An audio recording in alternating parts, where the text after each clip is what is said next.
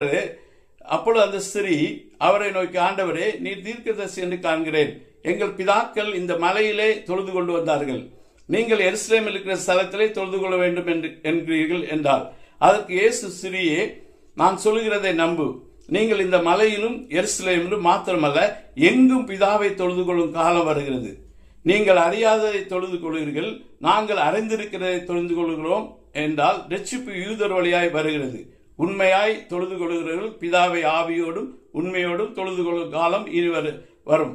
அது இப்பொழுதே வந்திருக்கிறது. தம்மை தொழுது கொள்கிறவர்கள் இப்படிப்பட்டவர்களாய் இருக்கும்படி பிதாவானவர் விரும்புகிறார். தேவன் ஆவியாய் இருக்கிறார். அவரை தொழுது கொள்கிறவர்கள் ஆவியோடும் உண்மையோடும் அவரை தொழுது கொள்ள வேண்டும் என்றார்.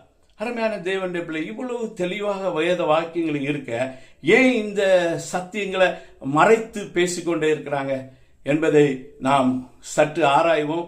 எல்லா தேவனுடைய பிள்ளைகளும் வேத புஸ்தகத்தை படிங்க, ஆண்டவரிடத்தில் கேட்டு கற்றுக்கொள்ளுங்க. ஆண்டவர் சொல்றார், என் நுகத்தை ஏற்றுக்கொண்டு நீங்கள் கற்றுக்கொள்ளுங்கள் என்று சொல்கிறார். இந்த உண்மையான சத்தியங்களை பேசுற தேவ பிள்ளைகளோடு கடைசி காலத்துல சேர்ந்து கொள்ளுங்க. தேவனுடைய சரீரமாய சபையை எழுந்து கட்டுவோம். ஆண்டவருக்கு ஆண்டவர் இந்த நாட்களில் விரும்புறது முதல் நூற்றாண்டுகள்ல அவங்க கிடைக்கிற இடங்களை ஜெப வீடுகளாக பயன்படுத்தினாங்க. வீடுகளில் திறந்துட்டாங்க, வீடுகள் தோறும் ஆராதித்தாங்க, ஸ்கூல்களுக்கு ஆராதித்தாங்க, மரத்து மூட்டில் ஆராதித்தாங்க, இது ஆற்றங்கரையில் ஆராதித்தாங்க. அதெல்லாம் ஆண்டவர் ஆலயம் அப்படி சொன்னாரா? ஆலயம் கெட்டவே ஆண்டவர் சொல்லல. இருந்தா நல்லதுதான். இருந்தா ஜெப வீடுகள்ல 5 பேர் 6 பேர் தான் கூடி வர முடியும். சில வீடுகளில் 20 பேர் கூடி வரலாம். பெரிய ஒரு கட்டிடங்கள் கிடைக்குதான், கெட்டுங்க. கட்டலாம். ஆனால் அதுல நம்ம பணத்தை நேரத்தை போட்டு செலவழிக்கிறது இல்லை.